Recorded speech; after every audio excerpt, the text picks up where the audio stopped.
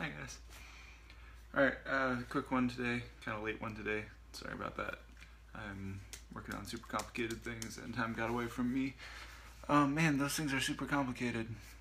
Do you guys ever use computers, spreadsheets and things? Cause man, computers and spreadsheets and things are super complicated, especially when you're not sure what you want them to do in the first place.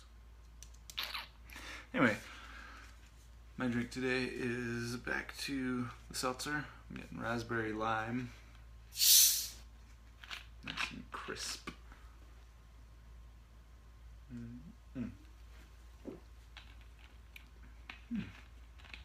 That raspberry is nice. Only sort of fakey feeling. I mean, flavor, taste.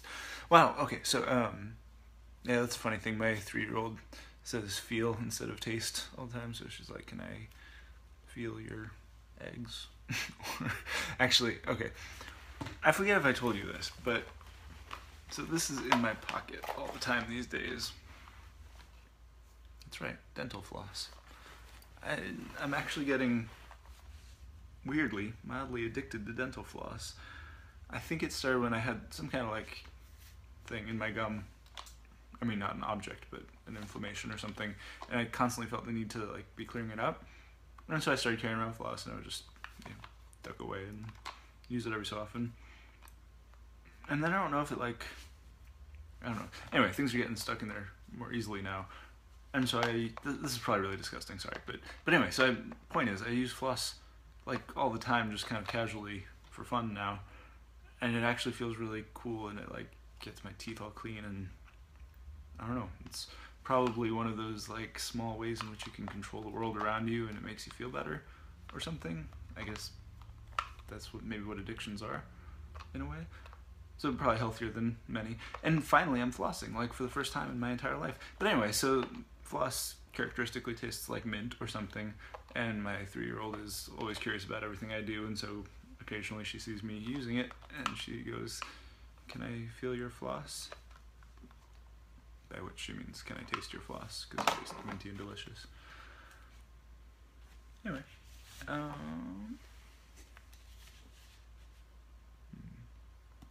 what are you guys up to? I feel like I never hear from you. I mean, except Katie. I definitely hear from you. And others occasionally. But I would love to hear more. Tell me a funny story. Tell me what you're doing. Tell me something you read recently that was good, or watched, or played.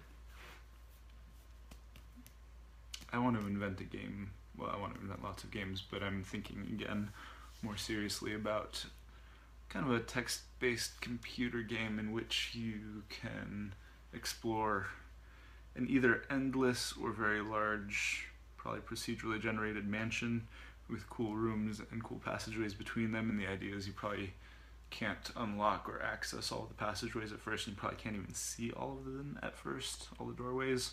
So then as you keep going and get better and develop skills and gain items, you realize there's a trapdoor there, and that unlocks a whole new wing that you had never discovered before. And then probably cool stuff like persistent realities. So if you find a chalkboard, you can write a message, and then anybody else who walks through finds it, and maybe you can find books and move items around, and even I think it'd be really cool if it was actually I just tell you you've entered the miniature labyrinth, or you've entered the Princess Tower or whatever, or the subterranean airship hangar, and then once you hit a certain level you can actually give us a sentence of description of what that room is like. So then it's I mean, the issue is vetting it. I don't want to just be there's dongs everywhere, ha ha ha ha, because that would just be lame. But if you could figure out who's going to write the good ones, or figure out some auto-filtering way of getting any good description to stick, it would be really interesting, because you'd start developing this, basically building a world together little by little, and the different descriptions would accrete as people explored it and discovered new things, and probably the higher level people could do cooler things, to have more agency in changing and describing and affecting the world.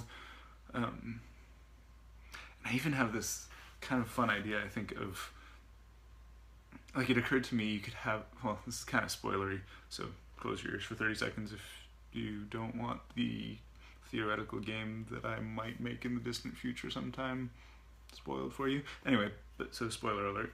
But I was thinking it'd be really interesting if you actually had a way of assigning each player sort of a different, I mean, not every single player, but have a few different kinds of goals or scoring systems, such that the players, like, maybe you get a point every time you move an object into another room, and you don't realize it, but you're actually a poltergeist.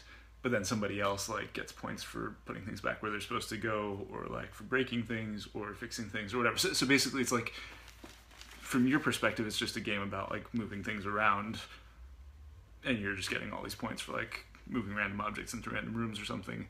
And meanwhile, there are all these other players who are like, who is moving all these things around? Like, I'm just trying to get this place back into order.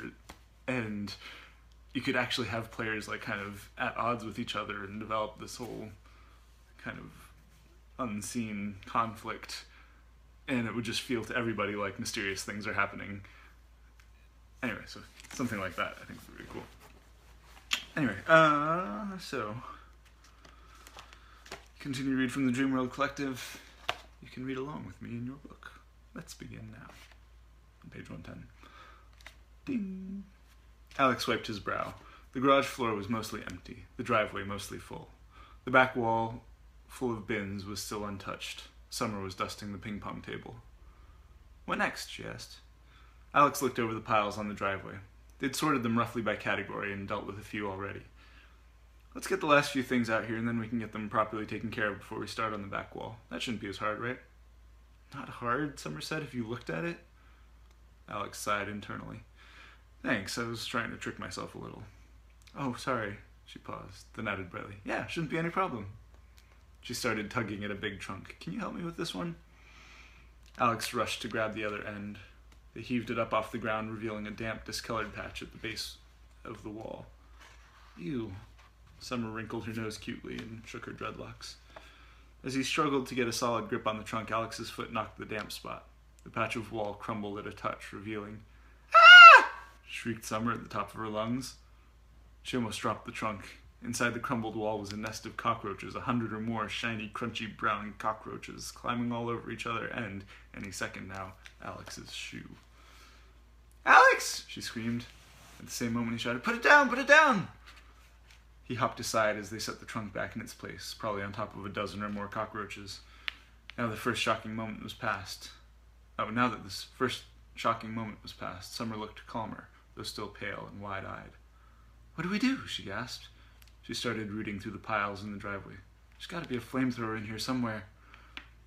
You used to take tap classes when you were little, didn't you? Alex asked mischievously. I could just yank away the trunk, and she pierced him with a not funny look. Fine, he said. What then? Poison? Glue? Rolled up magazines? Lighter fluid?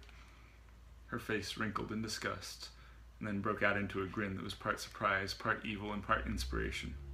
No, she said. That. A slow smile spread on Alex's face. She was pointing at an ancient, powerful, paint-spattered shop vac. It was a scruffy beast of a vacuum, clearly the veteran of many years and many projects. Perfect, Alex said. I'll grab, you suck. You suck, she retorted instantly. He pinned her with a long look. She blushed. Hey, Anders. She found an outlet and plugged in the vacuum as he took his position by the trunk. They're cleaning out the garage, and they just ran into hundreds of cockroaches, by the way, if you just joined us. I'm just going to pull out this one end a little bit, he told her. That'll corral them toward you. Ready? Eyes wide, bouncing slightly on her feet in anticipation, Summer gave her a reflexive shake of her dreadlocks, then nodded. Let's do this. Ignition, barked Alex. She flipped the switch. The guttural whine of the vacuum cleaner's old motor tore every other sound out of the air. Alex locked eyes with Summer and bobbed his head slowly, 3 times. 3, 2, 1. He yanked the near end of the trunk a few inches out from the wall, and Summer plunged into the gap with the wide vacuum hose. Her face was a brilliant blend of bravery and determination as she swiftly scooped up and sucked up the wriggling, desperate pile of cockroaches. Within a few endless seconds, she was done. She flipped the switch, and as the rumbling vacuum cleaner whined into silence, she raised the hose in victory. I'm the queen of the... In that moment, Alex saw a single cockroach climbing back out of the hose. He dove immediately, grabbing her hand in one hand and the hose in the other and pulling them apart. What? Eat! Summer yelped as she saw the huge cockroach crawl onto his wrist. He shook it off and stamped on it, hard. For one breathless moment, Summer looked up at him, her green eyes huge, cheeks blushing, and then at the same moment, they realized they were holding hands and jerked apart. Thanks, she breathed. At the same moment, he stammered, we should find a place to dump these out or something. Right. Yeah. They glanced around. Alex remembered that there was a narrow strip of trees out back with a tiny trickle of a creek running through it. I could dump them in the mini forest, he suggested. Here, I'll be right back. He grabbed the vacuum cleaner and started carrying it away. He heard the back door of the house open and swing shut, and Jen's voice. How are you two holding up? Then, after a moment, ew, dead cockroach. He smiled. Alright, I gotta get back to it. Thank you guys for joining me. Have a lovely one, and I'll see you tomorrow.